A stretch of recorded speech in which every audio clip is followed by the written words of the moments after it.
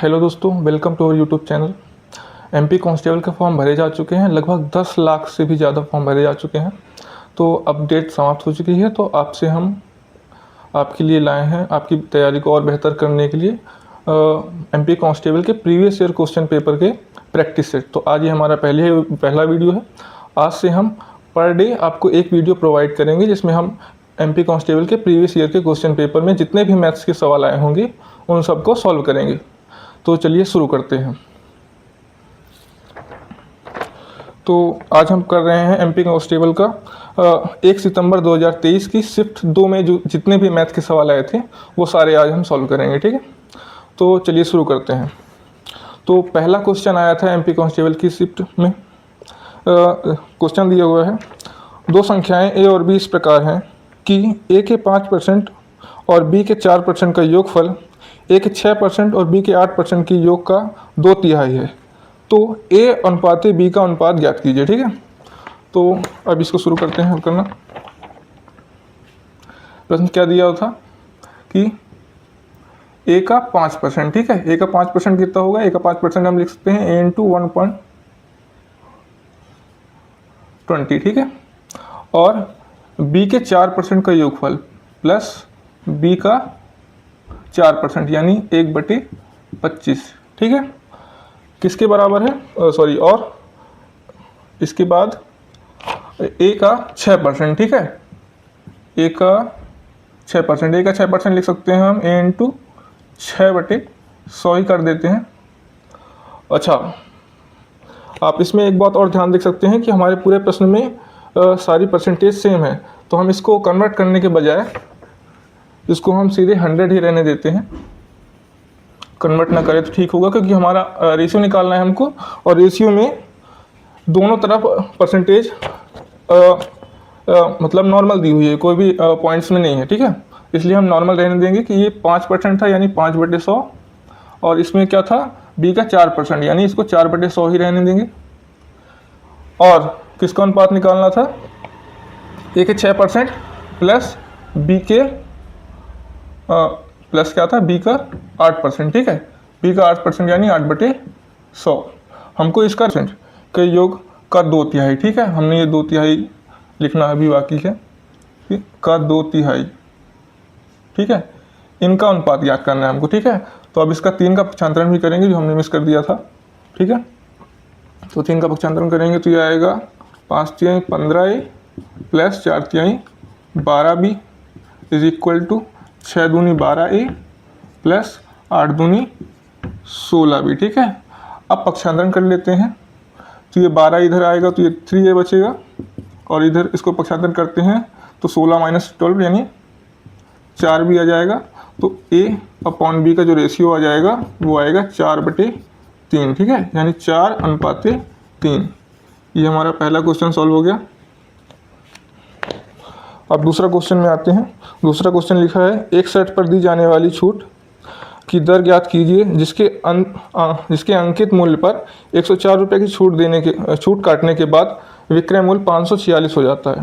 ठीक है,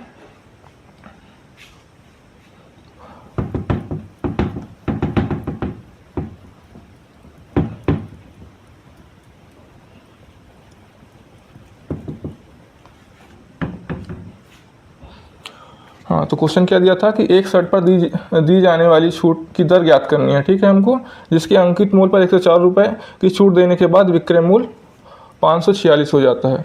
मतलब अंकित मूल्य पर 104 रुपये की छूट देने के बाद विक्रय मूल्य आपका 546 में आपको बेचना पड़ रहा है। तो आपने कितने % छूट दी?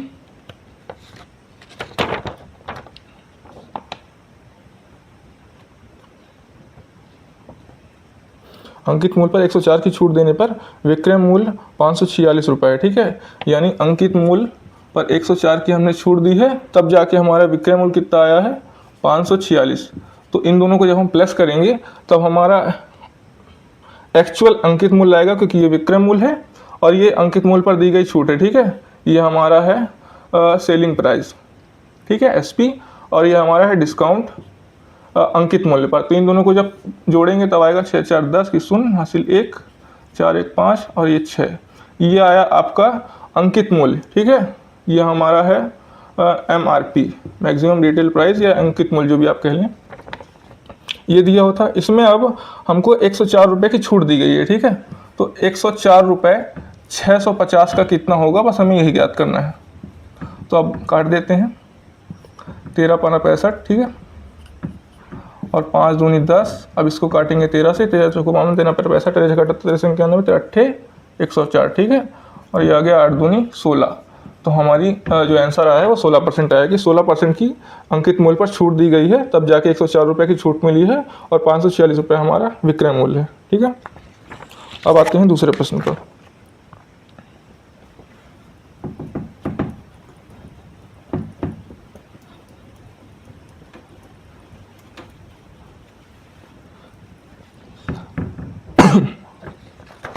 अगला प्रश्न दिया था कि एक कक्षा में 30 लड़के हैं और 24 लड़कियां हैं, तो लड़कों और लड़कियों का अनुपात ज्ञात करना है, ठीक है। ये बहुत ही सरल सवाल था।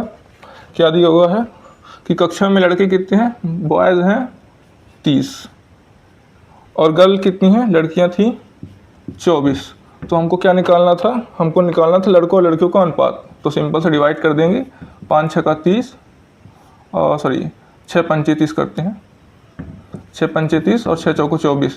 तो आपका बॉय और गर्ल का जो रेशियो आया वो आया है 5:4, ठीक है। ये बड़ा आसान सवाल था, ये सॉल्व हो गया है। अगला सवाल,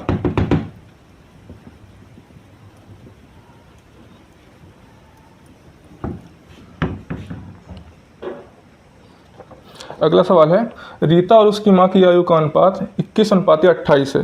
रीता के जन्म के समय उसकी मां की आयु 28 वर्ष थी। रीता और उसकी मां की वर्तमान आयु ज्ञात कीजिए। ये बहुत ही अच्छा प्रश्न था। तो दिया क्या है कि रीता, ठीक है, और उसकी मां की आयु, और रीता और उसकी मां की आयु का अनुपात, ठीक है। तो रीता और उसकी मां की आयु का जो अनुपात है वो हमको दिया है 21:28, और रीता के जन्म के समय उसकी मां की आयु 28 वर्ष थी, ठीक है। ये हमको अलग से याद रखना है। तो अब क्या दिया है कि रीता के जन्म के समय, मतलब जब रीता के जन्म के समय 28 वर्ष उसकी मां की आयु थी, यानी उन दोनों के बीच का जो आयु का अंतर होगा वो हमेशा 28 वर्ष ही रहेगा। तो ये जो 21:28 है, इनका जो अंतर आ रहा है, ये कितना आ रहा है, 7 रेशियो, ठीक है। ये जो 7 रेशियो आया है ये हमेशा 28 के बराबर होगा, क्योंकि जो आयु का अंतर होता है वो हमेशा सेम ही रहता है, ठीक है। तो 7 रेशियो बराबर 28 है, तो अगर तो 1 रेशियो बराबर कितना हो जाएगा, आपका 4 हो जाएगा, ठीक है। अगर इसको डिवाइड करेंगे तो 1 रेशियो बराबर 4 है। तो हमसे पूछा क्या गया है कि उसकी माँ की वर्तमान आयु ज्ञात करनी है, ठीक है। उसकी माँ की वर्तमान आयु ज्ञात कीजिए, रीता और उसकी माँ दोनों की ज्ञात करनी है, ठीक है। तो दोनों में 4 का इंटू कर देते हैं, तो 4 एकम 4, 4 दूनी 8, ये आ गया रीता की आयु। और इसमें इंटू करेंगे तो ये आएगा 4 8 12 कि 2 हंसी लाई 1, 4 दूनी 8 1 9, 8 चौको 32 होता है, 8 चौको 32 और 4 दूनी 8 और 3 11, तो ये आएगी 112। तो ये आ गई आपकी रीता की आयु और ये उसकी माँ की आयु, ठीक है। ये बड़ा आसान सवाल था, लेकिन थोड़ा सा इसमें आपको बस रेशियो याद रखना होता है कि जो अंतर होता है वो हमेशा आयु का हमेशा सेम रहता है। तो जो भी रेशियो का अंतर होगा वो हमेशा ही सेम रहेगा, मतलब रेशियो में सेम नहीं रहता, पर उनकी आयु का अंतर जो होगा वो हमेशा अंतर सेम ही रहता है आयु में।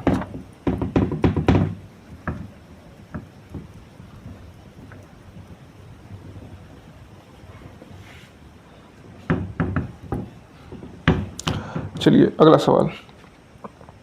सवाल है, नित्या ने एक बचत बैंक में 1200 रुपये जमा किए। बैंक ने प्रतिवर्ष 12% साधारण ब्याज की दर पेश की, ठीक है। 5 साल में नित्या को कितना % ब्याज मिलेगा। सिंपल से आपको 1200 रुपये का 12% की दर से 5 साल का ब्याज निकालना है, ठीक है। तो 1200 रुपये का 5 साल की दर से 5 साल के लिए 12% की दर से ब्याज निकालना है, ठीक है। सिंपल से इनको काटेंगे, 12 12 144 आ गया आपका, इंटू 5, ये आ गया 5 चौको 20, 2 5 चौको 20, 2 22 की 2 80 लाई 2 5 एकम 5 2 7, तो ये आपका 720 रुपये आ गया। बड़ा ही सरल सवाल था।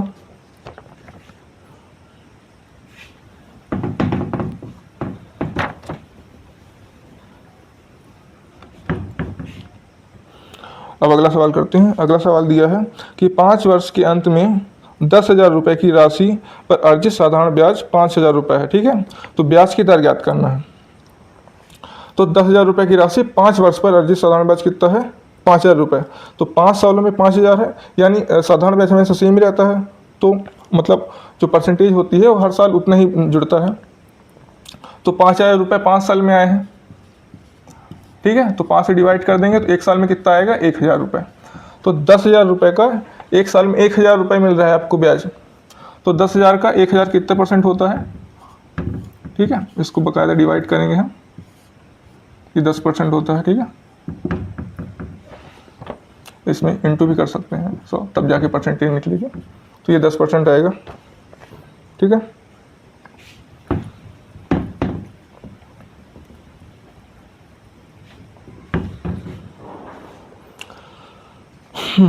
अब अगला सवाल दिया हुआ है कि 840 का 75% का 7/5 बराबर कितना होगा, ठीक है। तो आपका दिया हुआ है सवाल कि 840 का 75% का 7/5 कितना होता है, ठीक है। तो सबसे पहले 840 का मतलब गुणा होता है हमेशा, ठीक है। 75% को आप लिख सकते हैं 3/4, फिर का मतलब गुणा होता है 7/5 लिख देंगे। अब इसकी वैल्यू निकालनी है आपको, तो पहले आप इसको 4 से डिवाइड कीजिए, तो 4 दूनी 8, 4 एक कम 4, 5 से कर दीजिए, 5 चौको 20, 5 दूनी 10, 42 आ गया। अब 7 त्रिक 21, तो 21 और 42 का इंटू करना है, तो 21 दूनी 42 की 2, हासिल आई 4, ठीक है।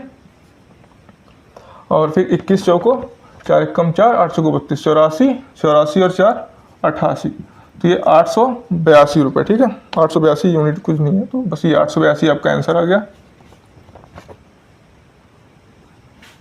अब अगला सवाल,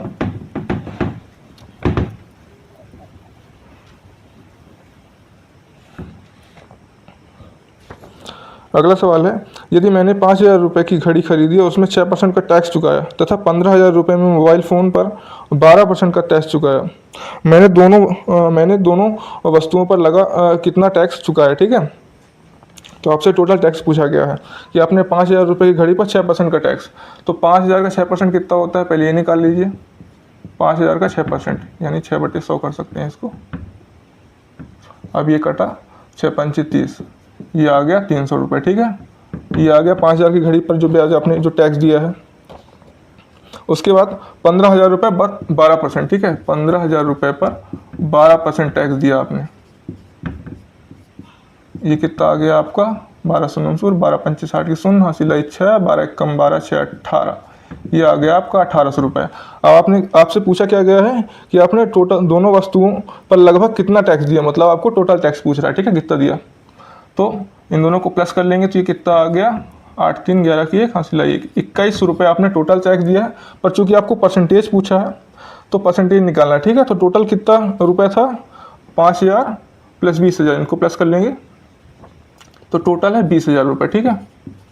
अब 20,000 में 21 रुपये आपने टैक्स दिया है, तो 2100 रुपये 20,000 का कितने परसेंट होगा, बस यही बताना है आपको, ठीक है। दोनों डिवाइड करेंगे, ये कटा और ये 2 एक कम 2, 0.5, तो ये लगभग 10.5% आपका टैक्स कटा है, ठीक है, टोटल ओवरऑल। अब अगला सवाल,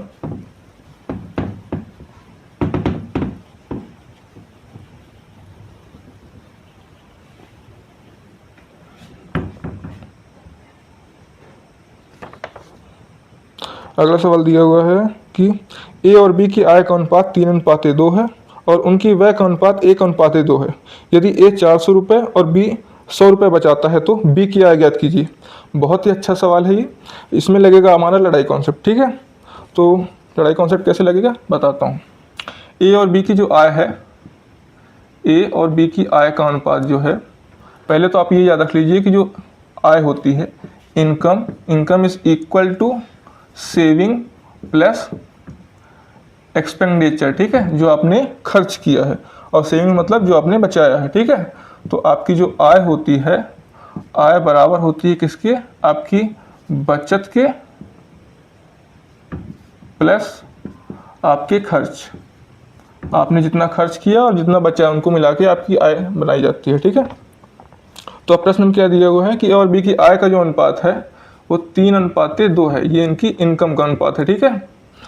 और क्या इनकी व्यय का अनुपात कितना है, जो इनका एक्सपेंडिचर है उनका अनुपात है 1:2, ठीक है। अब क्या बोला है कि ए 400 रुपये बचाता है, ठीक है, जो ए है वो 400 रुपये बचाता है और जो बी है वो 100 रुपये बचाता है, ठीक है।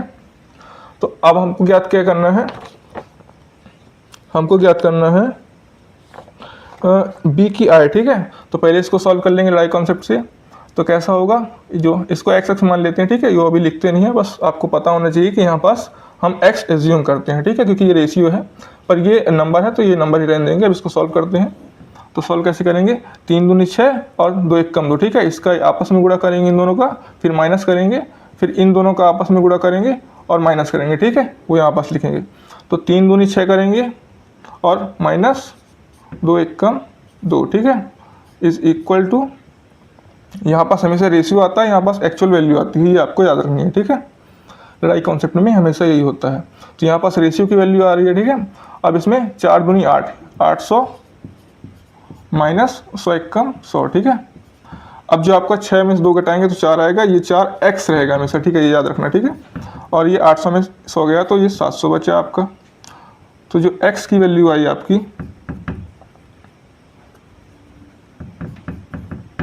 एक्स की वैल्यू आपकी आ गई है 700/4। अब आपको क्या निकालना था, आपको निकालना था बी क्या है, ठीक है। तो बी का जो रेशियो है वो 2 है, यानी 2x।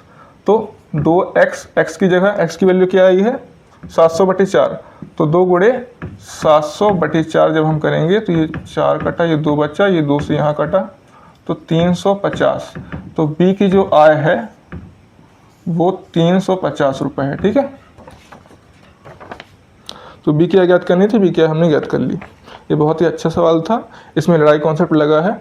अगर आपने लड़ाई कॉन्सेप्ट अच्छे से सीखना है तो आप हमारे जो बेसिक से हमने मैथ का सीरीज शुरू की है आप उससे जुड़ सकते हैं, ठीक है। तो चलिए अगला सवाल शुरू करते हैं।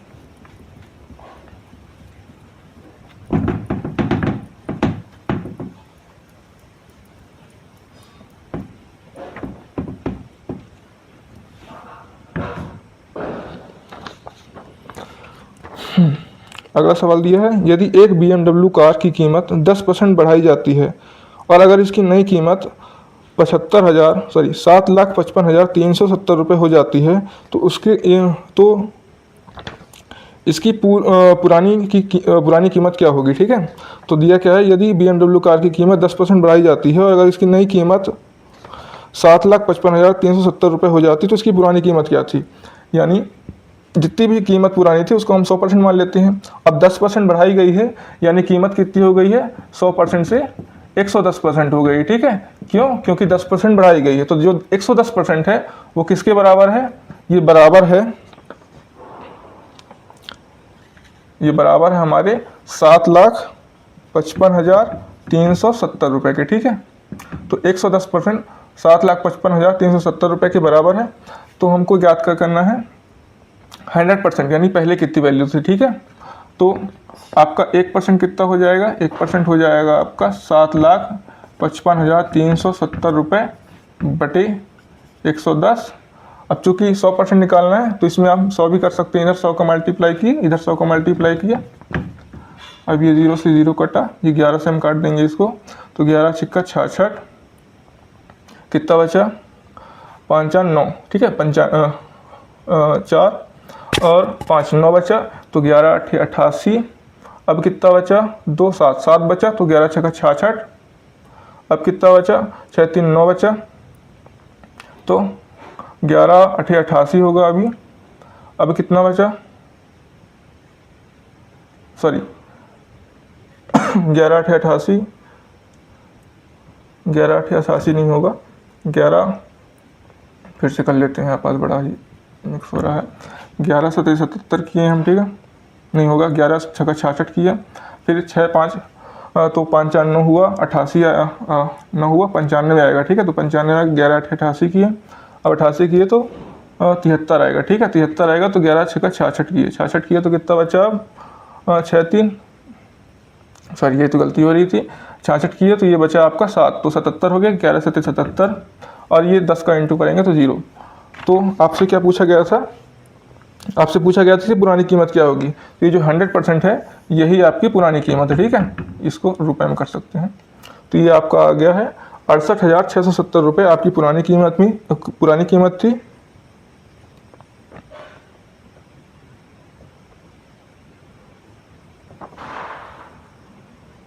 सॉरी 68,000 नहीं, एक ज़ीरो और रहेगा, ये हमने यहाँ पास का मिस कर दिया था, ठीक है, एक ज़ीरो और रहेगा, तो ये 6,86,700 रुपये आपकी पुरानी कीमत थी, जो 10% बढ़ाने के बाद 7,55,370 रुपये हो गई थी, ठीक है।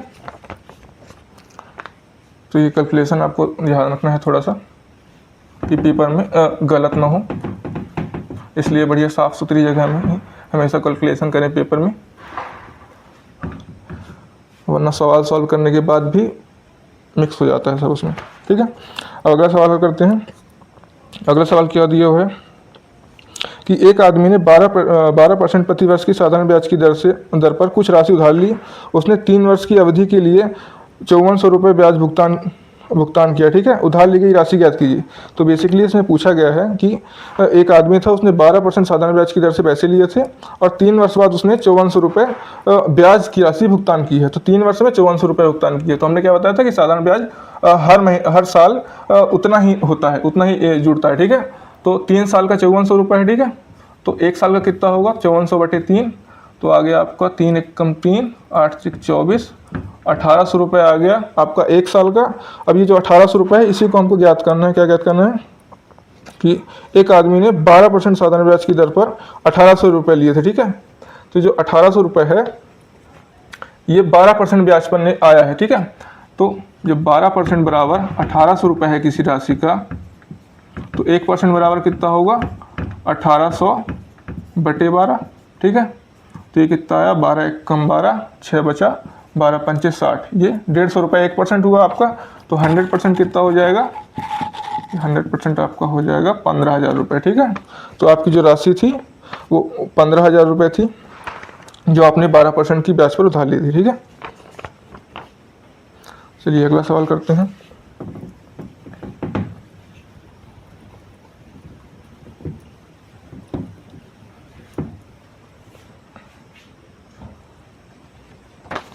अगला सवाल है कि 12,500 रुपये की राशि साधारण ब्याज की दर से 4 वर्षों में 15,500 रुपये हो जाती है। ब्याज की दर ज्ञात कीजिए। बहुत ही सरल सवाल है। तो सवाल क्या है कि 12,500 रुपये की राशि है, वह 4 वर्षों में कितनी हो जाती है, 4 वर्षों में हो जाती है 15,500 रुपये, ठीक है। 4 वर्षों में हो जाती है। तो आपको ब्याज की राशि ज्ञात करनी है, ठीक है। ये साधारण ब्याज है, ठीक है। साधारण ब्याज 4 वर्षों में इतना हो जाता है। तो बस सिंपल से माइनस कर लेते हैं, ठीक है। तो 15,500 में से 12,500 माइनस करेंगे तो कितना आया 300 रुपये, ठीक है। सॉरी 3,000 रुपये आया। अब 3,000 रुपये 4 सालों में, ठीक है 4 सालों में 3,000 रुपये आया है। तो 1 साल में कितना आएगा, तो बटे 4 कर लेंगे। तो 1 साल में कितना आएगा 4 7 28 और 4 पंचे 20, ठीक है। 750 रुपये 1 साल में आया, ठीक है। तो 750 रुपये कितने का 12,500 का 750 कितने % होता है, आपको यही निकालना है वैसे। तो 750/12,500 इंटू 100, ये आपका परसेंटेज निकल जाएगा। 2 0 0 कटा 25 पंचे 125, 25 3 75, 5 6 30, ठीक है। तो ये आपका आ गया 6% आपकी ब्याज की राशि थी, जो 4 वर्षों के बाद 15,500 रुपये हो गई थी, ठीक है।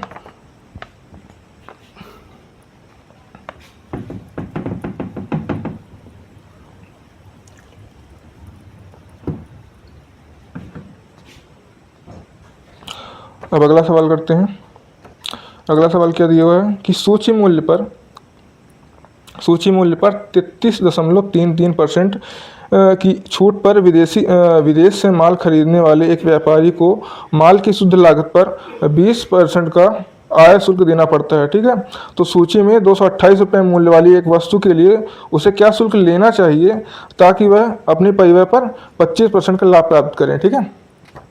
तो ये क्वेश्चन अब बहुत ही अच्छा क्वेश्चन है, इसको आप आराम से पहले पढ़ेंगे, ठीक है। क्या दिया हुआ है कि सूची मूल्य पर 33.33% की छूट पर विदेश से माल खरीदने वाला एक व्यापारी, ठीक है। तो इतने परसेंट पर माल पर छूट पर माल खरीदता है, ठीक है। तो 33.33% छूट पर माल खरीदता है, यानी 1/3 पर, ठीक है। 1/3 आपको छूट मिलती है। तो आप खरीदते कितने में हैं, आप खरीदेंगे फिर 2/3 में, तो ठीक है। तो जो भी आपकी राशि थी x मान लीजिए, उसमें आपने 2/3 की छूट ली, मतलब 2/3 में आपने इसको खरीदा, ठीक है। उसके बाद क्योंकि 1/3 की छूट मिल गई थी तो 2/3 में आपने इसको खरीदा है। उसके बाद आगे प्रश्न में क्या दिया है कि आपको 20% की आयात शुल्क भी देना पड़ता है, ठीक है। यानी 120/100, क्योंकि आपको 20% ज़्यादा देना पड़ रहा है। तो जो भी परसेंटेज है वो 100 मान लिया हमने x। अब उसमें इतना तो आपने खरीदा कि छूट मिल गई, ठीक है, पर इतना आपको 20% एक्स्ट्रा देना पड़ रहा है आयात शुल्क, ठीक है। उसके बाद अब क्या बोला है, आपको चाहिए क्या, आपको चाहिए 25% लाभ भी चाहिए आपको, ठीक है। एक वस्तु के लिए उसके क्या शुल्क लेना चाहिए ताकि वह अपने परिव्यय पर 25% का लाभ प्राप्त कर सके, ठीक है। तो आपको 25% का लाभ यानी 125%, ठीक है। 125% जब आप और बढ़ाएंगे अपनी अंकित मूल्य को, तब जाके आपको 25% का लाभ मिल पाएगा, ठीक है। तो अब इसको सॉल्व कर लेना है, तो आपकी x की वैल्यू आ जाएगी, ठीक है। तो सॉल्व करेंगे क्या, 25 पंचे 125, 25 चौको 100, उसके बाद ये 5 से कट गया, 20 पंचे 100, सॉरी ये 0 नहीं आएगा, यहाँ पास यही गड़बड़ हो गई थी, ये 0 नहीं आएगा, तो ये यहाँ पास ये 0 नहीं आएगा। तो जो x है वो आपका जितना था उतना ही रहेगा, यानी आपकी जो 228 रुपये मूल्य वाली वस्तु थी उसका जो एक्चुअल प्राइस है वो भी 228 रुपये ही रखेंगे जब आप, तो आपको 25% का लाभ प्राप्त होगा, ठीक है।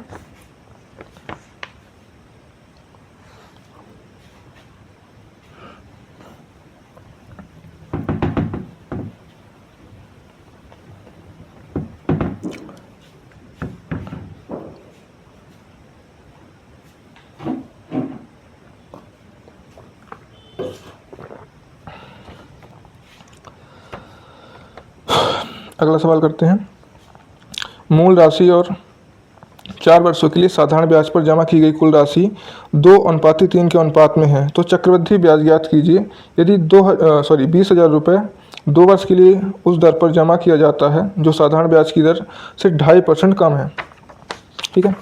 तो प्रश्न में क्या दिया हुआ है कि मूल राशि और 4 वर्षों के लिए साधारण ब्याज पर जमा की गई कुल राशि, इसको मिटाना था,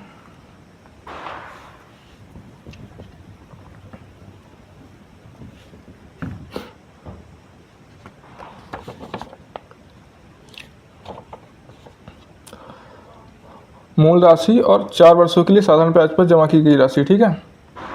मूल राशि और साधारण ब्याज पर 4 वर्षों के लिए जमा की गई कुल राशि का जो अनुपात है वो कितना है, 2:3 है। और क्या दिया है, तो चक्रवृद्धि ब्याज ज्ञात कीजिए यदि 20,000 रुपये 2 वर्ष के लिए उसी दर पर जमा किया जाता है, ठीक है। किया जाता है जो साधारण ब्याज की दर से 2.5% कम है। तो ये जो इन दोनों का अनुपात है, जो ये मूल राशि है और ये जो 4 वर्षों के लिए जमा की गई साधारण ब्याज की राशि, तो मूल राशि और 4 वर्षों के लिए साधारण ब्याज की जमा की गई मतलब 4 वर्षों में, यानी जो मूल राशि आपकी थी x, वो 4 वर्षों में कितना परसेंट, 1 रेशियो बढ़ जाती है, ठीक है। तो परसेंटेज में अगर आप देखेंगे तो कितना प्रॉफिट हो रहा है, ब्याज कितना आपको मिल रहा है साधारण ब्याज 4 वर्षों में। आपको मान लीजिएगा ये 100% मान लें तो इसका 150 रुपये में, अगर 100 रुपये मानते हैं तो 150 रुपये आपको हो रहा है, यानी 50 का प्रॉफिट हो रहा है आपको 100 के रिस्पेक्ट में, ठीक है। यानी आपको 50% का प्रॉफिट हो रहा है, ठीक है। 50% का प्रॉफिट कितने में हो रहा है, 4 वर्षों के लिए साधारण ब्याज पर, ठीक है। यानी कोई राशि जो मान लो x थी, ठीक है, वो 2 से 3 हो रही है, 2:3 यानी 2 से 3 हो रही है 4 वर्षों में। तो 1 वर्ष में कितना होगा, तो 4 से डिवाइड कर देंगे तो आपकी 1 वर्ष की इंटरेस्ट रेट आ जाएगी, ठीक है। तो 1 वर्ष की कितनी आएगी, 4 एकम 4 और 4 दूनी 8, 4 पंचे 20। तो तो ये आ गई आपकी 12.5% की ब्याज दर की, जो आपने मूल राशि 4 वर्षों के लिए दी थी। इसमें आपका जो मूल राशि 4 वर्षों में 2:3 के अनुपात में हो पा रही थी, यानी 50% का प्रॉफिट हो पा रहा था आपको, ठीक है। तो आपको क्या दिया, पूछना है कि पूछा गया है आपसे कि तो चक्रवृद्धि ब्याज ज्ञात कीजिए 20,000 रुपये का 2 वर्षों के लिए उसी दर पर, ठीक है। जो साधारण ब्याज की दर, जो ये साधारण ब्याज की दर है, इससे 2.5% कम है, ठीक है। तो 2.5% कम कर देंगे इससे, तो इससे 2.5% कम करेंगे तो 10%, ठीक है। यानी 10% पर आपको 20,000 रुपये का 2 वर्ष के लिए साधारण ब्याज ज्ञात करना, सॉरी चक्रवृद्धि ब्याज ज्ञात करना है, ठीक है। तो अब सिंपल सा आपको चक्रवृद्धि ब्याज ज्ञात कर लेते हैं।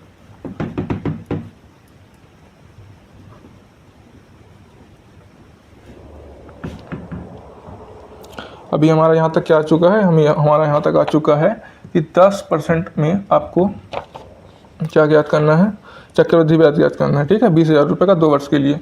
तो 20,000 रुपये का 2 वर्ष के लिए चक्रवृद्धि ब्याज ज्ञात करने का एक सिंपल सा तरीका होता है कि 2 वर्ष में 10% कितना हो जाएगा, 2 वर्ष में 10% हो जाएगा, एक बार 10%, उसके बाद एक बार 10% लगा, फिर इस 10% में भी 10% का ब्याज लगेगा, फिर अगले साल लगेगा, तो अगले साल इस 10% का भी 10% ब्याज लगा, तो 1% हो गया, ठीक है।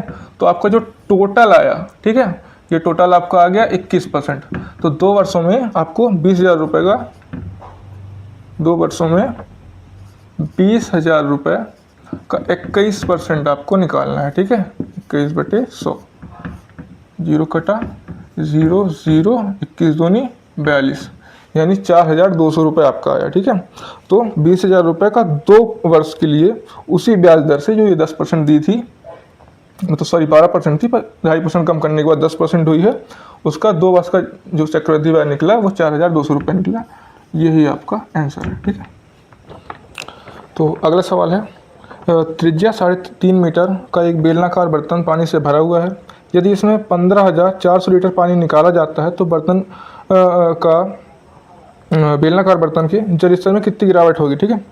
तो जितना पानी निकाला जाता है किसी भी बेलनाकार बर्तन में, जितना पानी निकाला जाएगा उसके आयतन में उतनी ही कमी होगी, ठीक है।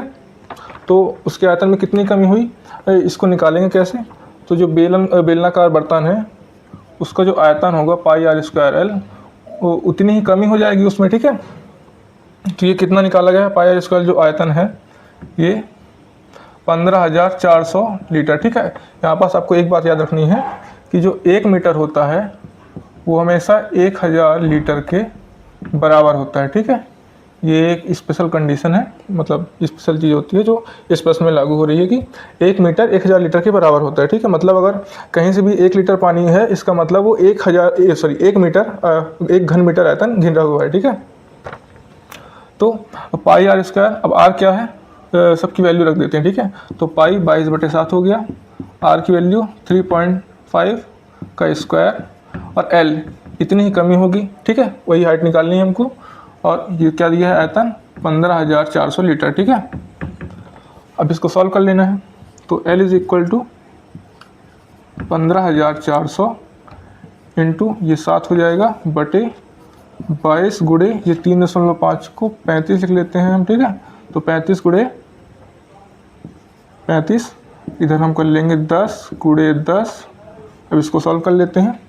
तो 5 7 35, 5 7 35, ठीक है। ये 5 दूनी 10, ये 5 दूनी 10, 7 से 7 कटा। अब यहाँ से ये 7 से इसको काट देते हैं, 7 दूनी 14, 7 दूनी 14। अब ये 22 से इसको काट देंगे तो ये आ गया 100, ये 2 दूनी 4 और 100 हो गया आपका L = 400। ये लीटर आया है, इतना पानी का लेंथ बता रहा है, ठीक है। अब इसको आपको ऑप्शन में सेंटीमीटर में दिया, ठीक है। तो सेंटीमीटर में ज्ञात करना है। तो इसको पहले मीटर में कन्वर्ट करेंगे, तो मीटर में 1,000, ये 1,000 का डिवाइड करेंगे 1,000 लीटर का, तो ये जो वैल्यू हो जाएगी वो मीटर में कन्वर्ट हो जाएगी, ठीक है। फिर तो कितना आ जाएगा, ये 0.4 आ जाएगा, ठीक है। अब इसको ऑप्शन में चूँकि सेंटीमीटर में दिया हुआ है आंसर, तो सेंटीमीटर में करने के लिए 100 से इंटू कर लेंगे, तो ये आपका आ जाएगा 40 सेंटीमीटर, ठीक है। तो कितनी कमी हुई, 40 सेंटीमीटर की कमी हुई। अगर 15,400 लीटर पानी निकाला जाता है 3.5 मीटर बेलनाकार बर्तन की त्रिज्या से, ठीक है, तो 40 सेंटीमीटर की उसकी हाइट में कमी हो जाएगी, ठीक है। अब अगला सवाल,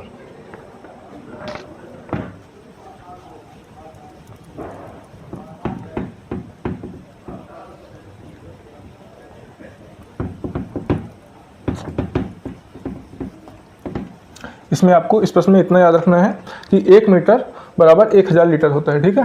ये एक स्पेशल पॉइंट था, इसके बिना आप ये सवाल सॉल्व नहीं कर सकते हैं। तो अब अगला सवाल है कि एक घन को पेंट किया जाता है और 64 छोटे और समान घनों में काटा जाता है, ठीक है, जिससे कटों की न्यूनतम संख्या हो, ठीक है। कितने छोटे घनों को ठीक 3 रंगे हुए फल हैं, मतलब कितने ऐसे घन हैं जिसमें केवल 3 रंगे हुए फलक है। तो ये तो असल में मैथ का नहीं, ये रीजनिंग का सवाल है।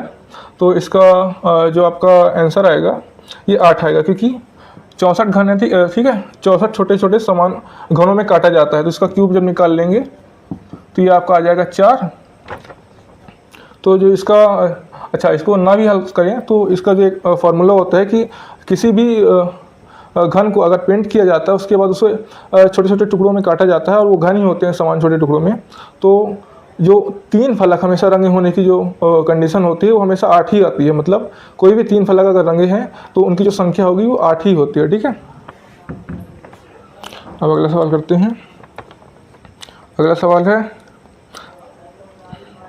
3 लाइट सिर्फ सुबह 8 बजे एक साथ चमकती हैं। पहली लाइट सिर्फ हर 24 घंटे में चमकती है, दूसरी लाइट सिर्फ हर 60 घंटे में चमकती है और तीसरी लाइट सिर्फ हर 132 घंटे में चमकती है, ठीक है। तो अगले 3 लाइट सिर्फ किस समय एक साथ चमकेंगी, तो इसमें आपको एलसीएम निकाल लेना होता है। इस तरह के बहुत सारे सवाल आए होते हैं जिसमें जैसे घंटियां बजती हैं कि 20 सेकंड, 30 सेकंड, 40 सेकंड में घंटियां बज रही हैं अंतराल में, तो कितने सेकंड में 7 बजेंगी। इसी तरह बहुत सारे सवाल आते हैं, हर बार कोई ना कोई इस तरह का एक सवाल आपको देखने को मिलेगा ही पेपर में। तो इसमें एलसीएम निकालना होता है कि 8 बजे सुबह बजती हैं, ठीक है। 8 बजे सुबह यानी AM बजती हैं, 8 AM में बजती हैं। अब आपको निकालना क्या है कि अगली बार तीनों एक साथ कब बजेंगे, ठीक है। तो पहली घंटी क्या 24 सेकंड में बजती है, 24 सेकंड के बाद दूसरी बजती है 60 सेकंड के बाद और तीसरी बजती है 132 सेकंड के बाद। इन सब का एलसीएम निकाल लेंगे तो एलसीएम कितना 4 से कर लेते हैं, 4 छंग 24, 15 चौको 60 और ये 4 तिहाई 12, 4 तिहाई 12, ठीक है। ये 3 है। उसके बाद 3 से कर लेते हैं तो ये 3 दूनी 6, 3 बचे 15, 3 एक कम 3, 3 एक कम 3, ठीक है। अब इनका सबका N2 कर लेते हैं आपस में, तो ये कितना आया 5 दूनी 10 और ये हो गया 110, 4 तिहाई 12, 12 गुणे 110 बराबर कितना हो गया 0, 12 एक कम 12 एक 2, 12 एक कम 12 एक 13, 1320 सेकंड, ठीक है। 1320 सेकंड के बाद ये एक साथ बजेंगे, ठीक है। अब इसको आपको मिनट में कन्वर्ट कर लेना है, ठीक है। तो 60 से डिवाइड कर देंगे तो इसको काटेंगे 6 दूनी 12 और 6 दूनी 12, तो 22 मिनट बाद ये फिर से बजेंगे एक साथ, ठीक है। यानी अभी 8 बजे थे जब ये बजी, अब 8 के बाद 22 मिनट बाद यानी 8:22 AM में 8:22 AM में ये दोबारा एक साथ बजेंगे, ठीक है। अब अगला सवाल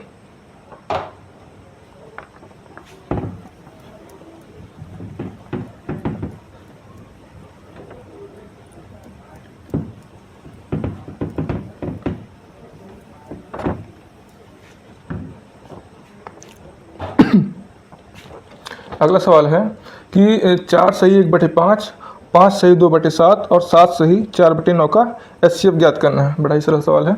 क्या दिया है कि 4 सही 1/5 और 5 सही 2/7 और 7 सही 4/9 इसका HCF निकालना है, ठीक है। इसको पहले नॉर्मल विन में कर लेते हैं, तो 5 को 20 एक 21/5, उसके बाद 7 पन्ना 35, 2 37/7, फिर 9 7 63 4 67/9 इसका HCF निकालना। जब भी भिन्न का HCF निकालना होता है तो हम जो ऊपर वाली संख्या होती है इनका, इनका और इनका, ठीक है।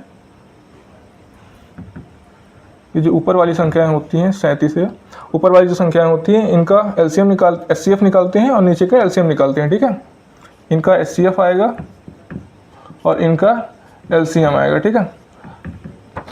HCF निकालना है तो ऊपर का HCF, अगर LCM निकालना होता तो ऊपर का LCM नीचे का HCF होता, ठीक है। तो अभी HCF निकालना है तो 21, 37 और 67 इनका HCF क्या होगा, इसमें 37 है तो 37 का तो कुछ काम होने वाला नहीं है, तो ऊपर 1 आएगा और नीचे का LCM निकालना है तो 5, 7 और 9 का LCM इसमें भी सीधे गुणा कर लेना है क्योंकि कुछ सब अलग अलग हैं। तो 5 7 35 गुणे 9 35 गुणे 9 हो गया आपका 9 पन्ना 45, 1/9 पन्ना 45 की 5, हाँ सिलाई 4, 9 त्रिक 27, 4 31, 315। तो ये आपका आंसर आ गया 1/315। अगला सवाल।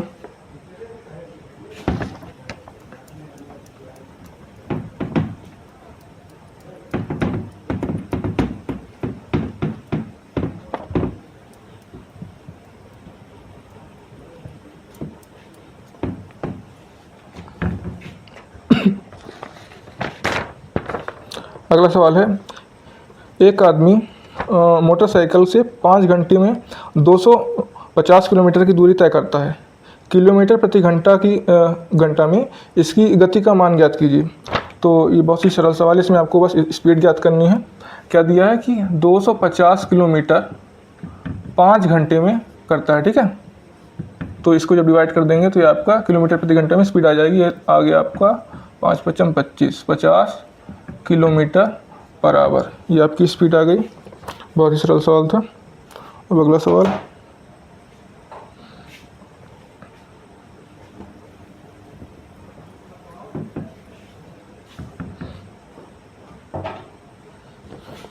अगला सवाल है, एक कार 2 घंटे में 144 किलोमीटर दूरी तय करती है।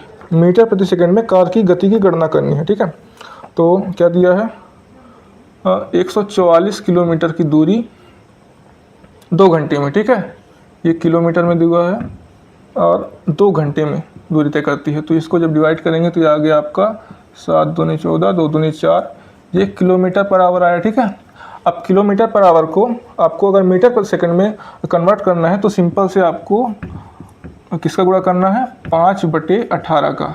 ये असल में और कुछ नहीं किया हमने, ये किलोमीटर को 1000 कर दिए, ठीक है। 1000 तब जाके ये मीटर में आया है। और ये जो आवर होता है, इसको इस बराबर नहीं लगाते, ठीक है। आवर जो होता है, आवर को अगर सेकंड में करेंगे तो 6, ये 60 गुणा करते हैं, ठीक है। तो ये 0 0 कटा, ये 0 0 कटा, ये आपका आया 5 और ये 6 त्रिक 18, ठीक है। तो यहाँ से आता है आपका किलोमीटर पर आवर को मीटर पर सेकंड में कर देंगे तो, ठीक है। तो 5/18 गुणा करना होता है इसलिए, ठीक है। अब यहाँ से करेंगे गुणा तो 18 पंचे 18 का 36, 18 को 18 का 18, 36, 18 चौवन, 18 को 72, 4 से आया और 5 को 20। तो ये आपका 20 मीटर पर सेकंड आपका आंसर आ गया, ठीक है।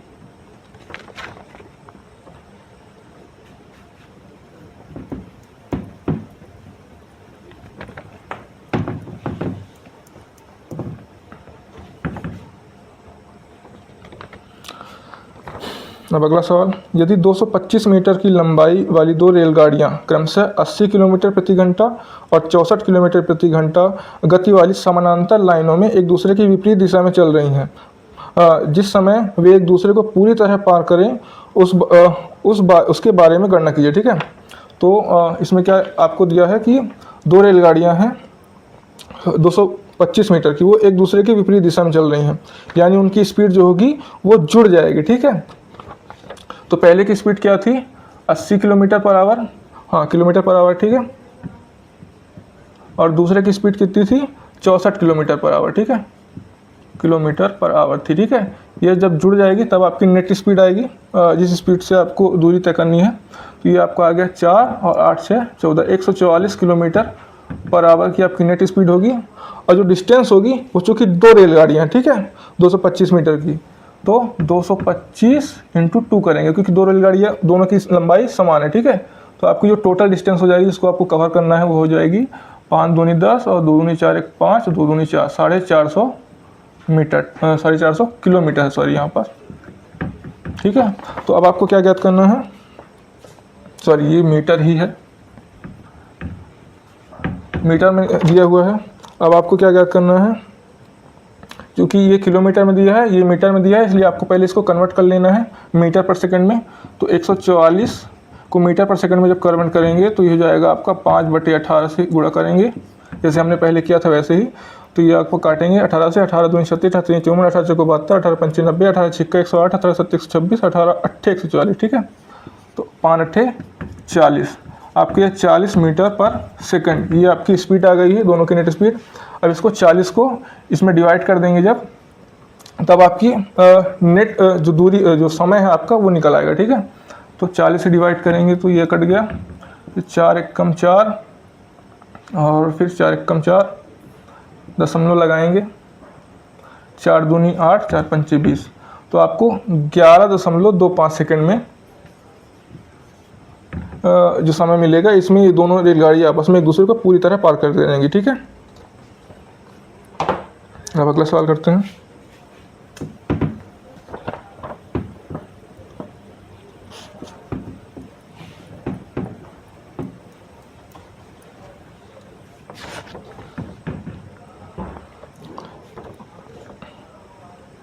अगला सवाल दिया हुआ है, एक पंचभुज के कोण क्रम से 1:3, 3:6, 6:7, 10 के अनुपात में है, तो सबसे छोटा कोण ज्ञात कीजिए। तो सबसे पहले आपको तो ये पता होना चाहिए कि पंचभुज के सभी कोणों का योग कितना होता है। तो किसी भी बंद आकृति के सभी कोणों का योग कितना होता है, इसका एक फार्मूला होता है, और फार्मूला होता है 4n माइनस 4n नहीं होता है,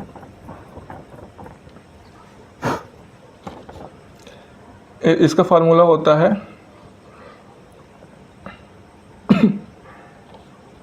जितनी भी भुजाएं होती हैं, ठीक है, तो भुजाओं की संख्या 2n, क्या लिख रहा हूँ, इसका जो फार्मूला होता है वो होता है 2n माइनस 4 इंटू 90 डिग्री। ठीक है, तो ये होता है किसी भी बहुभुज के अंदर सभी कोणों का जो योग होता है उसको निकालने का फॉर्मूला, जहाँ पास n क्या है, n है उस बंद आकृति की भुजाओं की संख्या। ठीक है, तो जैसे इसमें क्या दिया है 5, अगर यहाँ पास 3 दिया होता है तो जैसे त्रिभुज में सभी कोणों का योग कितना होता है 180। एक आता कैसे, इसी फॉर्मूले से रख के देखेंगे। अगर तो n की जगह अगर 3 रखेंगे, गुणे 2 माइनस 4, ठीक है, इंटू 90 डिग्री, तो ये कितना हो जाएगा, 3 दूनी 6 में से 4 गया तो 2 बचा, ठीक है, गुणे 90 डिग्री, तो ये आपका आ गया 180 डिग्री।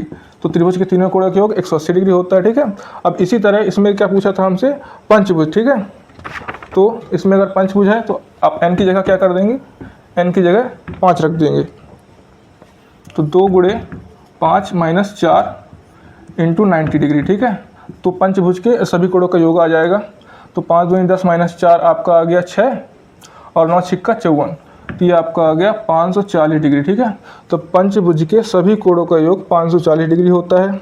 ये एक बात चल गई आपको पता। अब दूसरा क्या दिया है इसमें प्रश्न में कि 1:3, 3:6, 7:7, 10 के अनुपात में है सभी कोण। ठीक है, तो ये जो अनुपात होंगे ये सभी अनुपातों का योग इस टोटल के बराबर होगा, उसके सभी कोणों के योग के। ठीक है, तो इन सबको x मान सकते हैं आप कि 1x plus 3x plus 6x plus 7x plus 10x, ठीक है, बराबर होगा 540 डिग्री के। तो 3 1 4, 6 4 10, 7 17 और 10 27, 27x बराबर होगा आपका 540 डिग्री।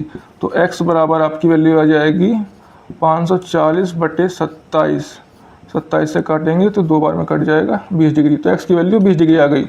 आपसे प्रश्न में क्या पूछा था कि तो सबसे छोटे कोण का मान ज्ञात कीजिए। ठीक है, तो सबसे छोटा कोण 1x यानी 20 डिग्री ही होगा, तो आपका यही आंसर है 20 डिग्री। ठीक है,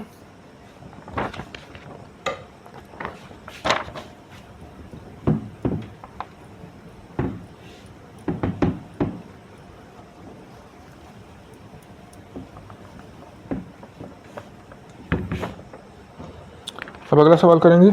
अगला सवाल दिया है कि 4 गुणे 4 की घाते 3 भागे 512 भागे 8 की घाते 4 इंटू 32 गुणे 8 की घाते 4 बराबर 2 गुणे 2 क्वेश्चन मार्क प्लस 4। ठीक है, इसमें घात में दिया है। तो आपका क्वेश्चन क्या है कि 4 गुणे 4 की घाते 3 भागे 512 भागे 8 ब्रैकेट में, फिर ये घाते 4 है, गुणे फिर ब्रैकेट 32 गुणे 8 ब्रैकेट बंद की घाते 4, ये किसके बराबर है, ये आपका बराबर है 2 गुणे 2 की घाते क्वेश्चन मार्क माइनस प्लस है, ये प्लस 4। आपको इसमें क्वेश्चन मार्क की जगह क्या आएगा ये बताना है। ठीक है, तो अब इसको सॉल्व करते हैं।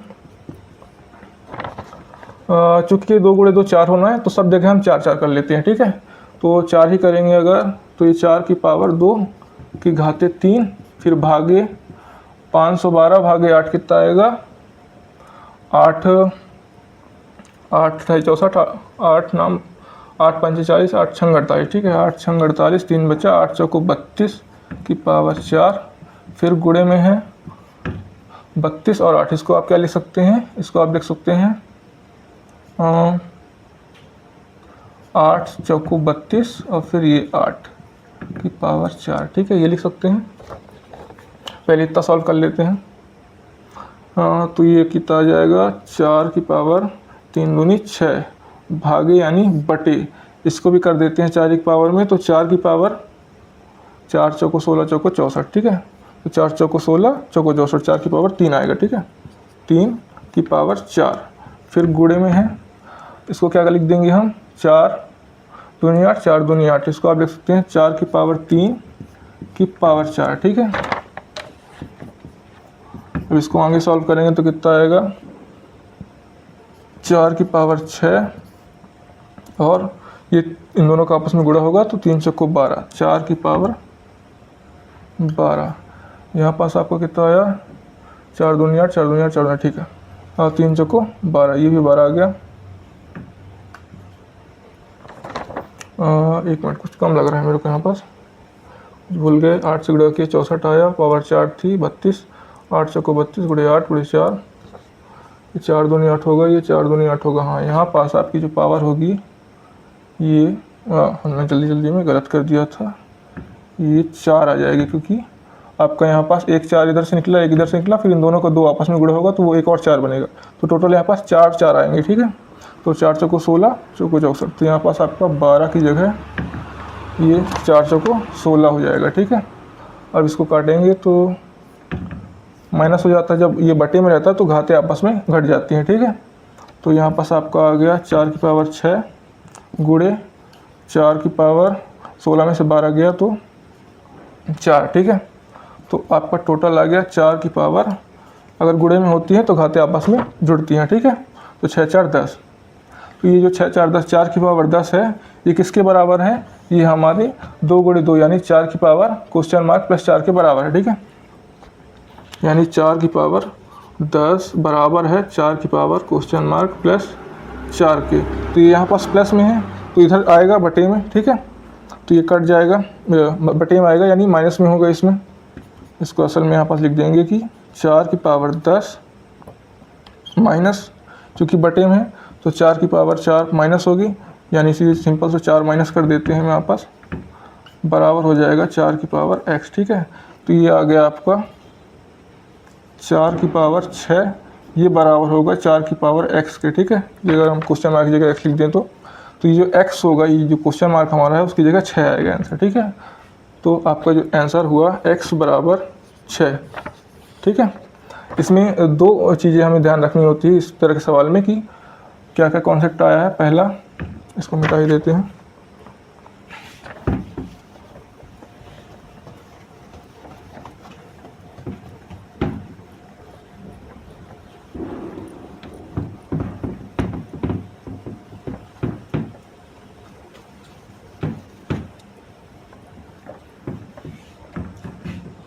इस पूरे सवाल में 2 बातें ध्यान रखनी थी कि अगर किसी की संख्या a की घात b है b नहीं m लिखते हैं a की घात n इंटू b की घात m है ठीक है। तो अगर ये गुणे में होता है तो इन दोनों की घातें a इंटू b आपस में जुड़ जाती हैं n प्लस m हो जाता है। और अगर a की पावर n बटे b की पावर m है ठीक है तो ये a बटे b फिर इधर n माइनस m हो जाता है ठीक है। ये बस आपको याद रखना है।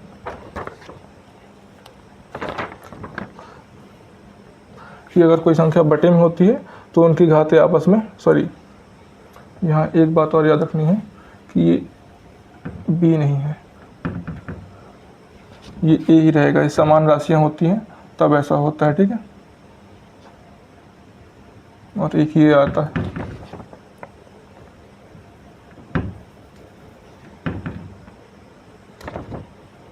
मगर एक ही घातीय m होती है ये फॉर्मूला होता है कि अगर एक ही घातीय n और एक ही घातीय m है तो उन दोनों की घातें आपस में जुड़ जाएंगी। बस ये याद रखना है आपको कि जो राशियाँ होती हैं ये दोनों समान होती है ठीक है। ऐसे ही भाग में होता है कि अगर 1 की घाते n भागे 1 की घाते m है तो n माइनस m हो जाएगा। ये 2 फार्मूले होते हैं।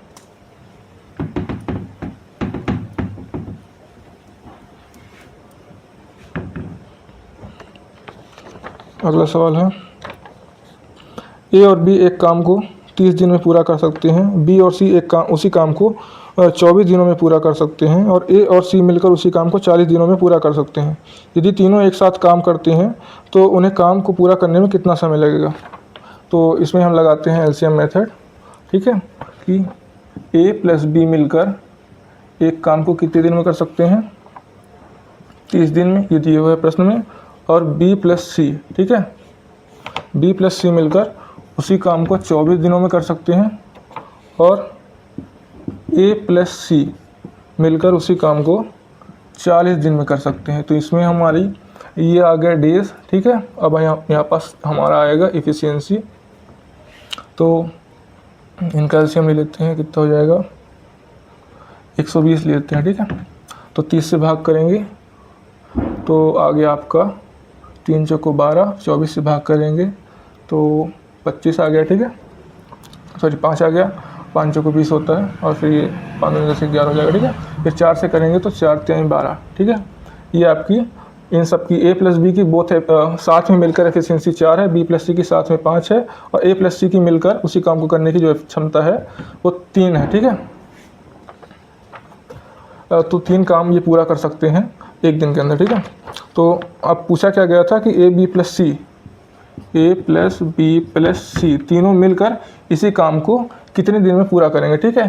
तो इन दोनों को, इन सबको जब जोड़ेंगे तो ये तो 2 बार हो जाएगा, ठीक है,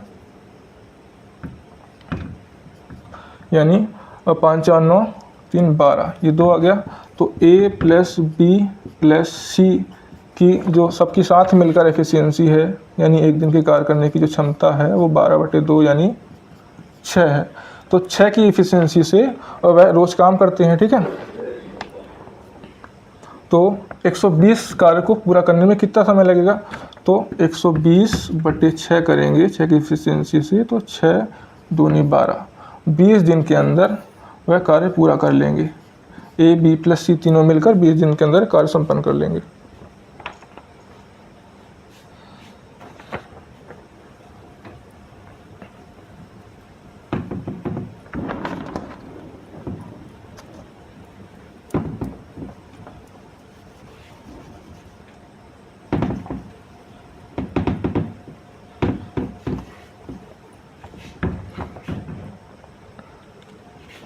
अगला सवाल, ए किसी कार्य को 20 दिन में कर सकता है जबकि बी इसी कार्य को 25 दिन में कर सकता है। उन्होंने संयुक्त रूप से कार्य शुरू किया था। कुछ दिनों बाद सी भी उनके साथ शामिल हो गया और इस तरह वे संपूर्ण कार्य को 10 दिनों में पूरा करते हैं। उन सभी को कुल 700 रुपये भुगतान किया गया था। सी की हिस्सेदारी कितनी होगी, तो सी की जो हिस्सेदारी होगी वो उसके द्वारा किया गया कुल कार्य के हिसाब से ही दी जाएगी उसको, ठीक है। जितना कार्य उसने किया होगा उतना ही उसको धनराशि मिलेगी, क्योंकि क्या बोला था हमने कि जो वर्क होता है जो वो बेच के,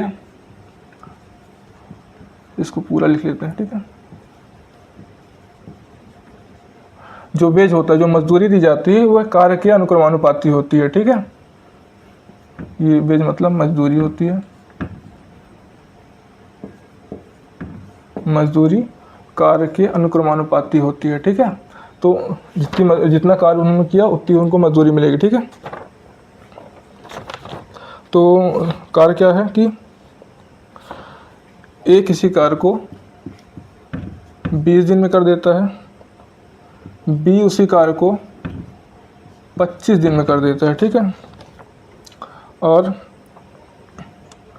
क्या दिया है कि ए बी प्लस सी कुछ दिनों बाद आया और ए बी प्लस सी तीनों मिलकर, ए बी प्लस सी तीनों मिलकर उस कार्य को 10 दिन में कर देते हैं, ठीक है। ए बी, और मान लेते हैं कि सी पूरे दिन कार्य शुरू किया, ठीक है, क्योंकि यहाँ पास हमको सिर्फ उसकी मजदूरी निकालनी है, एफिशिएंसी से ज़्यादा फर्क नहीं पड़ता, ठीक है। तो इनका एलसीएम लेंगे, तो इनका एलसीएम आ गया 5 चौको 20, 5 55 25, तो 25 चौको 100 ले लेते हैं मान लीजिए।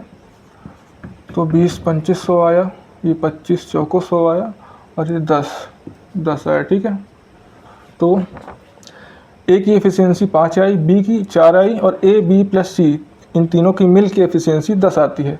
तो इसमें से इन दोनों की एफिशिएंसी जब घटा देंगे हम तो सी की एफिशिएंसी मिल जाएगी हमको, यानी 10 में से 5 4 9 घटाएं तो 1 आया। ये 1 क्या है, सी की एफिशिएंसी 1 है, मतलब है 1 कार्य प्रति दिन के हिसाब से कर रहा है। ठीक है, तो टोटल कितना कार्य है, 100 कार्य है, 1 कार्य प्रतिदिन के हिसाब से कर रहा है, यानी कितने दिन लगेंगे इसको, अकेले अगर आपसे करेगा तो 100 दिन लगेंगे। पर हमको ये नहीं निकालना है, हमको क्या निकालना है, हमको बताना है कि 10 दिनों के अंदर यह कार्य पूरा कर लिया। यानी ए बी और सी, पहले ए बी पहले कार्य कर रहे थे पर कुछ दिनों के बाद सी आया, उन्होंने सी ने अकेले 10 दिन तक कार्य किया। तो हमको क्या निकालना है कि सी ने कुल कितना कार्य किया, क्योंकि जब हमको कार्य पता चलेगा उसी हिसाब से उसको मजदूरी दी जाएगी। ठीक है, तो सी की 1 दिन की एफिशिएंसी जो है वह 1 कार्य है। ठीक है, मतलब पर डे वह 1 कार्य करता है। तो 10 दिनों में जब साथ में मिलकर उसने कार्य किया तो टोटल कितना कार्य कर लेगा, तो 1 गुणे 10 यानी 10 कार्य कर लेगा वह 10 दिन में। ठीक है, तो अब क्या, कुल उनको धनराशि कितनी मिली है, 700 रुपये मिली है। ठीक है, तो कुल धनराशि 700 रुपये मिली है। मान लीजिए ये 100 के बराबर है, क्योंकि कार्य के बराबर कर लेते हैं। तो एक काम का कितना मिल रहा है हमको, 7 रुपये मिल रहा है। ठीक है, एक काम का 7 रुपये मिल रहा है, क्योंकि 100 काम टोटल सामने माना था। ठीक है, तो 100 काम का जब 700 मिल रहा है तो एक काम का 7 रुपये मिल रहा है। तो 10 काम का जो इसमें 10 दिन में सी ने 1 की एफिशिएंसी से 10 दिन में 10 कार्य किया था, तो 7 रुपये पर डे के हिसाब से इसको कितना रुपये मिलेगा, इसको मिलेगा 70 रुपये। ठीक है, तो यही आपका आंसर हो गया।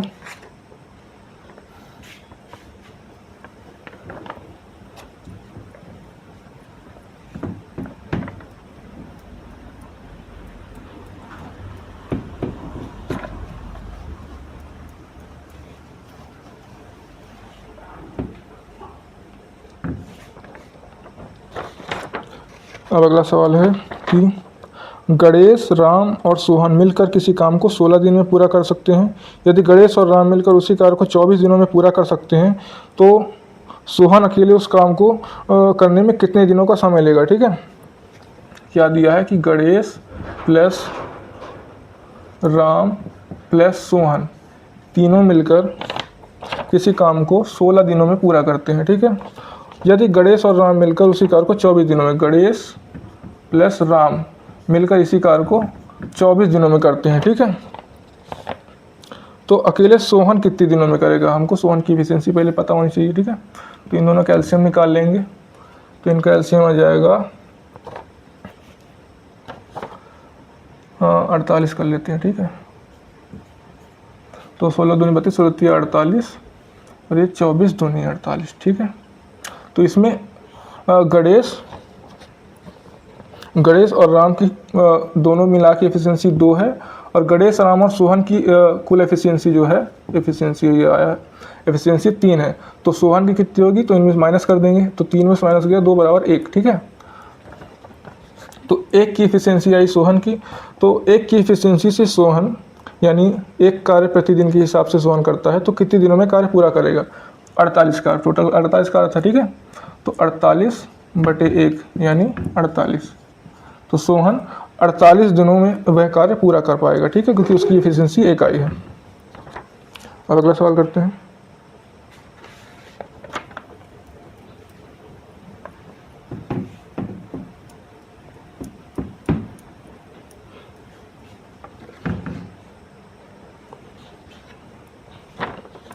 अगला सवाल है 8 अंक की संख्या, यदि 8 अंक की संख्या 17,9x091y 88 से विभाज्य है तो 5x - 8y का मान ज्ञात करें। ठीक है, तो क्या संख्या दी हुई है, 17 9 फिर यहाँ पास x है 091y। ठीक है, यह 88 से विभाज्य है। ठीक है, विभाज्य है,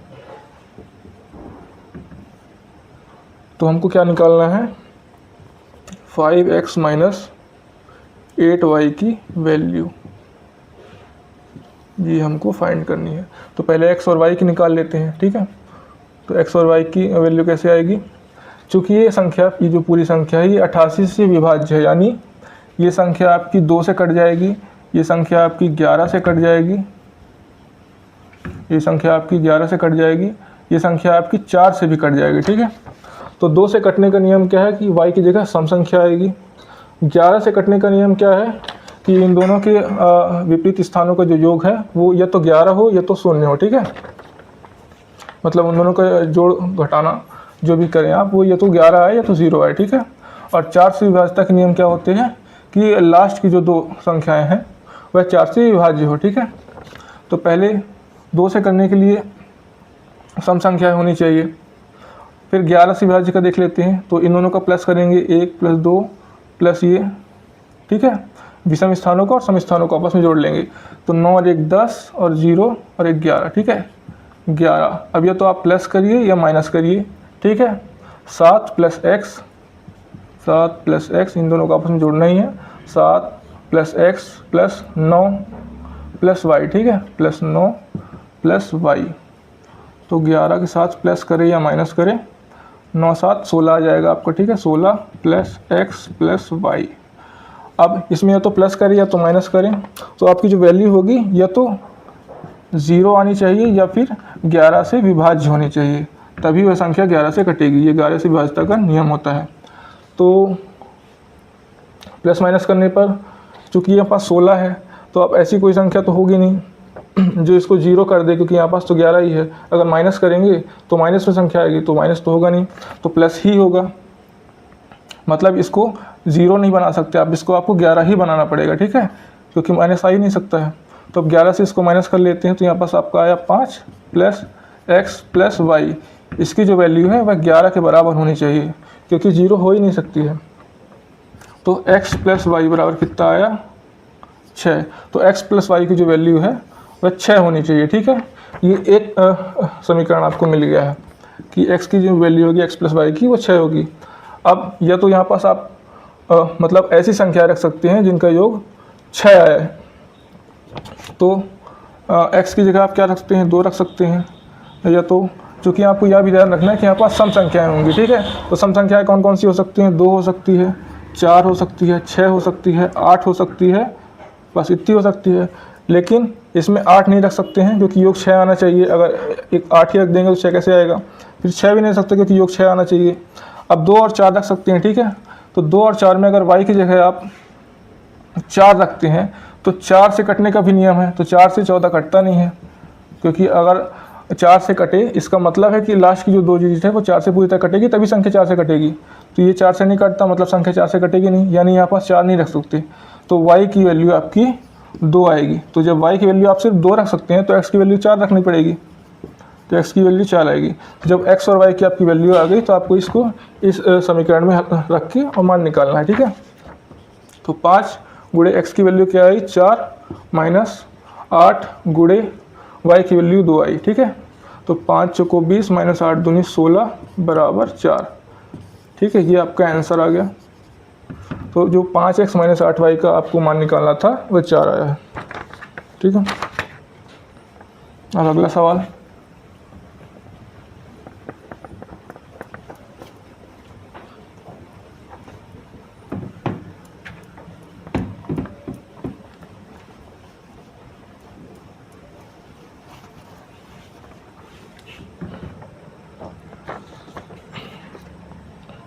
अगला सवाल दिया है कि 52 ताश के पत्तों की एक पैकेट से बदले बिना एक के बाद एक या यादृच्छिक रूप से 2 पत्ते निकाले जाते हैं। प्रायिकता ज्ञात कीजिए कि उसमें एक लाल राजा और एक लाल रानी होगी, ठीक है। तो ये प्रायिकता का सवाल है। इसमें क्या दिया है कि 52 ताश के पत्ते हैं जिनमें से आपको एक के बाद एक यादृच्छिक निकाला जाता है, ठीक है। और आपको लाल बादशाह या लाल रानी हो, ठीक है। तो लाल बादशाह होने की प्रायिकता क्या है कि लाल बादशाह कितने हो सकते हैं, 2 होंगे। तो 52 ताश की गड्डी में लाल बादशाह 2 होते हैं, ठीक है। और लाल रानी कितनी होती हैं, ये भी 2 होती हैं। तो अब आपको क्या निकालना है कि पहली बार जब निकालते हैं तो या तो लाल बादशाह हो, फिर दूसरी बार जब निकालें तो लाल रानी हो, ठीक है। तो इसमें क्या हो जाएगा कि 2 लाल बादशाह में से कोई भी एक लाल बादशाह निकाल सकते हैं आप, ठीक है।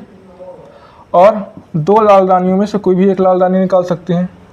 उसके बाद बटे टोटल आपकी संख्याएं की हैं, जो परिणामों की कुल संख्या है वह है कि आप 52 ताश के पत्तों में से 2 कोई पत्ते निकाल सकते हैं, ठीक है। तो अब इसको सॉल्व कर लेंगे बस, तो आपकी आंसर आ जाएगा।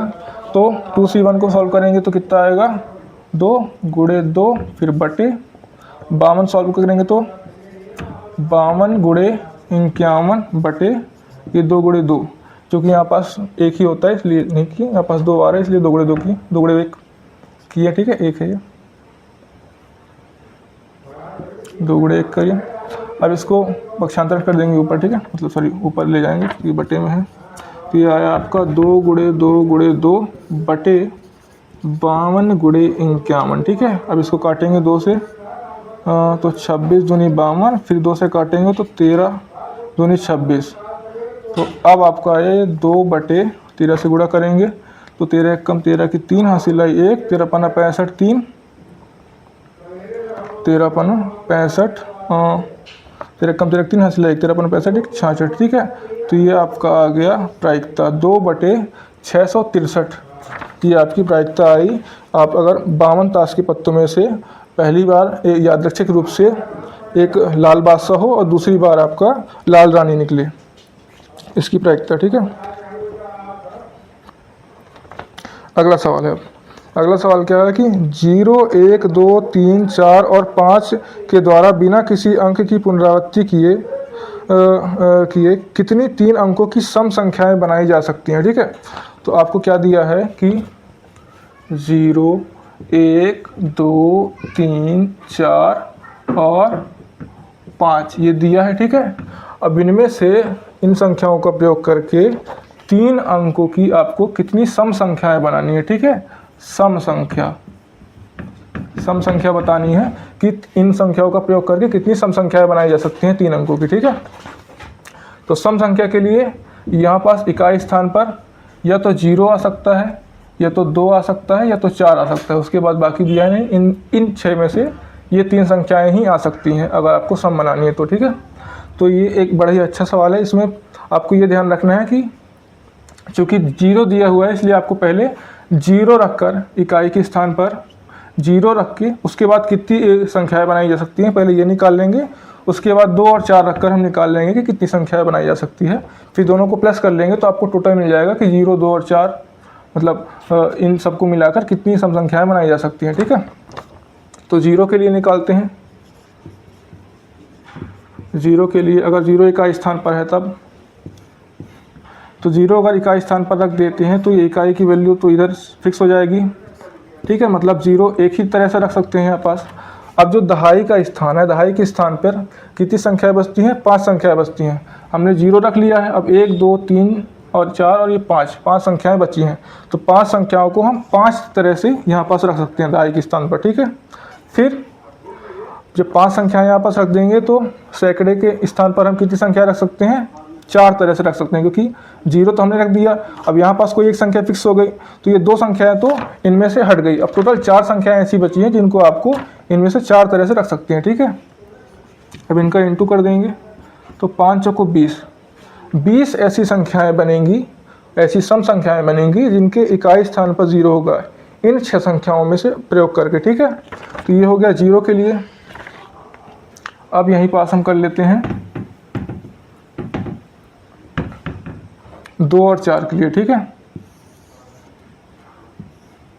तो 2 और 4 अगर इकाई स्थान पर रखें के लिए, ठीक है, 2 और 4 के लिए अगर 2 और 4 इकाई स्थान पर होगा तो कितनी संख्याएं बनाई जा सकती हैं, ठीक है। तो 2 और 4 को इकाई स्थान पर 2 तरह से रख सकते हैं हम, ठीक है।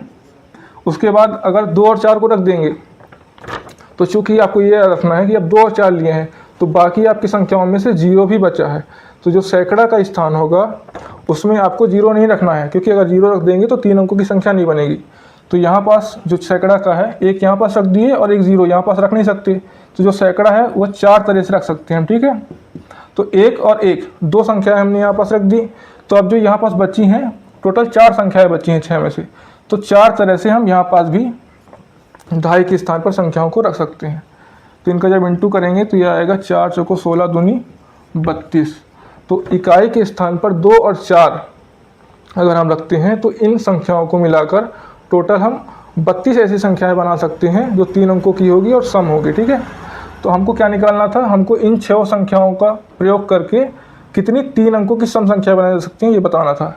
तो ये 2 और 4 के लिए 32 हो गई और 0 रखने पर 20 हो गई, ठीक है। अगर 0 रखते हैं तो 0 के लिए 20 आती हैं। तो टोटल कितनी हो गई हमारी 32 + 20 = 52। तो 52 ऐसी संख्याएं हम बना सकते हैं जिनके इकाई स्थान पर सम संख्या मतलब सम संख्या आएंगी, वे संख्याएं सम होंगी और इन्हीं संख्याओं का प्रयोग किया जाएगा उसमें, ठीक है। आंसर। अगला सवाल करते हैं।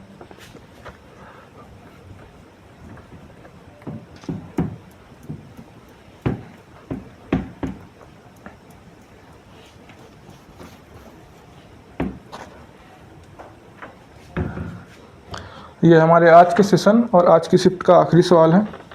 तो इसको करते हैं। क्या दिया है कि एक वर्ग का परिमाप और एक समबाहु त्रिभुज का परिमाप और एक वृत्त की परिधि 132 सेंटीमीटर के बराबर है। किस आकृति ने अधिकतम क्षेत्रफल को कवर किया हुआ है, ठीक है।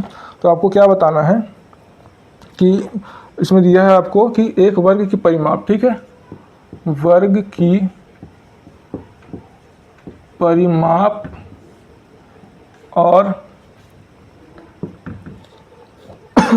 एक समबाहु त्रिभुज, ठीक है। एक त्रिभुज है जो समबाहु है, ठीक है, समबाहु त्रिभुज की परिमाप दी हुई, ठीक है, की परिमाप और वृत्त की परिधि, ठीक है, वृत्त की परिधि, ये सब बराबर है किसके 132 यूनिट क्या है सेंटीमीटर, ठीक है, इसके बराबर है। तो वर्ग की परिमाप का सूत्र क्या होता है 4a, ये बराबर है किसके त्रिभुज की परिमाप के, चूँकि ये समबाहु है इसलिए सीधे 3a लिख सकते हैं हम परिमाप के लिए। फिर बराबर वृत्त की परिधि का फॉर्मूला क्या होता है 2πr, ठीक है, ये किसके बराबर है 132 के। अब हमको बताना क्या है कि इनमें से किसने सबसे ज़्यादा एरिया घेरा हुआ है। तो पहले आपको इसके लिए रेडियस निकालना पड़ेगा, तब इसका πr² आप निकाल पाएंगे। इसमें a निकला है तो हेरो का सूत्र लगा सकते हैं हम, तो उसके लिए भी आपको पहले a की वैल्यू निकालनी पड़ेगी, इसमें भी a की निकालनी पड़ेगी, ठीक है। तो 4a बराबर, इसको हटा देते हैं, 4a बराबर 132 करेंगे तो a की वैल्यू कितनी आएगी 4a बराबर 132, तो 4 से काटेंगे तो 4 × 12, 4 × 12, a बराबर 33 आ गया। फिर 3a बराबर करेंगे 132 के त्रिभुज के लिए, ठीक है, ये आपका आया वर्ग के लिए। अब त्रिभुज के लिए करेंगे तो a बराबर कितना आएगा, इसको a1 मान लेते हैं वरना कन्फ्यूज़न होगा, a1 मान लेते हैं, ठीक है। तो a1 बराबर 3a बराबर 132 करेंगे तो यह आएगा आपका 3 चौको 12, 3 चौको 12। तो त्रिभुज के लिए a1 बराबर 44, ठीक है, ये सेंटीमीटर में तो सेंटीमीटर में आएगा। फिर 2πr बराबर 132 है, तो यहाँ से r की वैल्यू निकालेंगे, इसको हटा देते हैं, r बराबर कितना आएगा 132, ये बटे में चला जाएगा तो 2, फिर ये पाई की वैल्यू 22 × 7 कर लेते हैं, इसको काटेंगे तो 11 दूनी 22, 11 एकम 11, 11 दूनी 22, 2 छिक्का 12, 2 3 6, 7 21, r बराबर आया 21, ठीक है। r बराबर आपका 21 आ चुका है, ये सेंटीमीटर में है, ये भी सेंटीमीटर में है और ये भी सेंटीमीटर में है। अब आपको बताना है कि सबसे ज़्यादा क्षेत्रफल किसने घेरा हुआ है, ठीक है। तो वर्ग का क्षेत्रफल का सूत्र क्या होता है a² यानी 33 का स्क्वायर करना पड़ेगा आपको, ठीक है। तो 33 का स्क्वायर करेंगे तो इसमें एक विधि होती है, बाद में बताऊंगा, पहले अभी सॉल्व कर लेते हैं। तो ये आता है 3 का स्क्वायर, 3 का अपन में स्क्वायर करेंगे तो 3 × 9 होगा, फिर ये 3 का स्क्वायर करेंगे 3 × 9 होगा, और इनका आपस में गुणा करके फिर 2 से गुणा करते हैं तो 3 × 9 दूनी 18, ये 8 लिखेंगे और जो एक बचता है 18 का वो यहाँ पास लिख देते हैं, तो ये 9 1 10 हो जाएगा, ठीक है। तो ये आपका 1089 सेंटीमीटर स्क्वायर, ये आ गया आपका वर्ग का एरिया, ठीक है। अब त्रिभुज का एरिया निकालना है आपको, तो इसमें चूंकि ये समबाहु त्रिभुज है तो a1 44 है तो साढ़े 44 सेंटीमीटर के होंगे। तो यहाँ पास बहुत सारा हो गया, इसको मिटा देते हैं।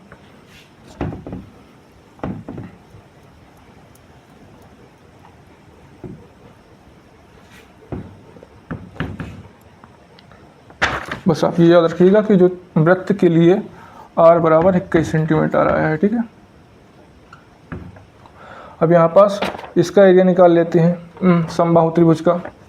तो इसका फॉर्मूला होता है s, चूँकि s बराबर क्या होता है a प्लस बी प्लस सी बटे 2, ये हेरो का सूत्र लगा रहा हूँ मैं।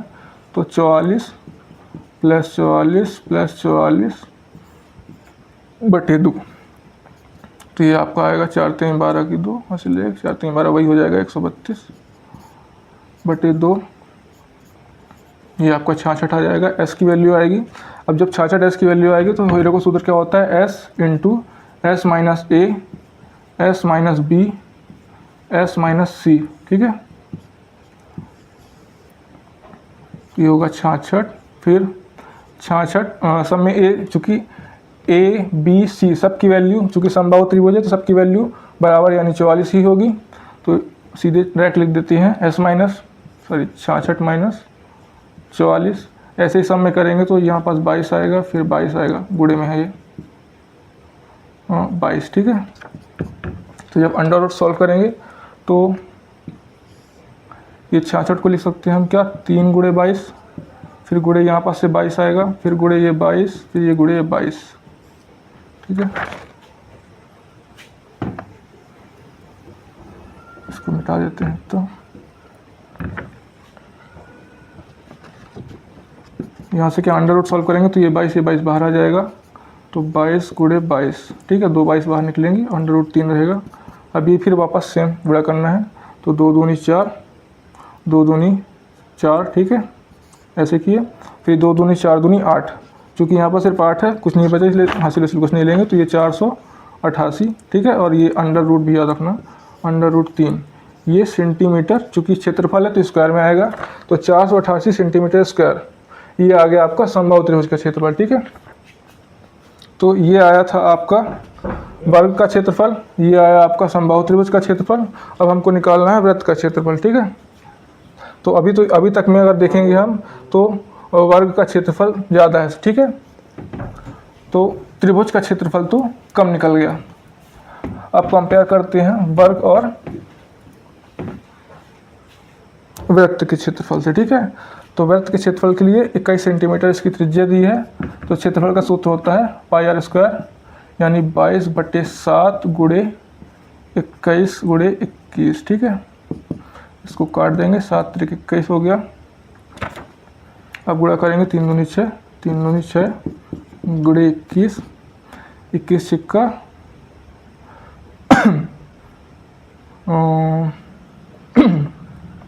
इसको नहीं काटते हैं, बहुत लंबा पड़ जाएगा नहीं तो।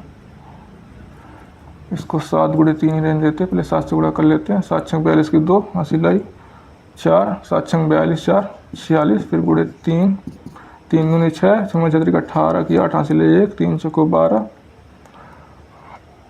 1 13, ये आपका आ गया 1386 सेंटीमीटर स्क्वायर, ठीक है।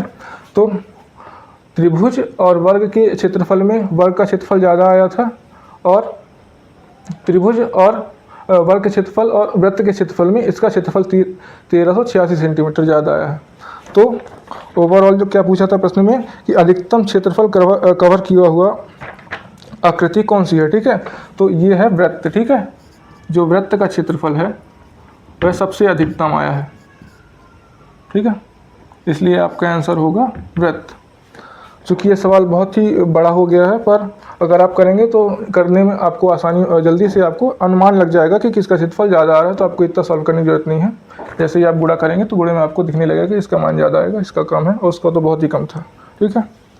तो ये हमारा आज का सेशन ख़त्म हो चुका है। हमने MP कांस्टेबल के 2023 की जो 1 सितंबर को सिर्फ दूसरी हुई थी, उसमें जितने भी मैथ के सवाल आए थे सारे सॉल्व कर लिए हैं। तो आपको ये आपको ये सेशन अच्छा लगा हो तो कमेंट करिएगा, और जो भी डाउट हो आपको आप कमेंट में बता सकते हैं, और अगर कोई और क्वेश्चन पूछना हो तो कमेंट में करके पूछ सकते हैं। तो वीडियो को लाइक करिएगा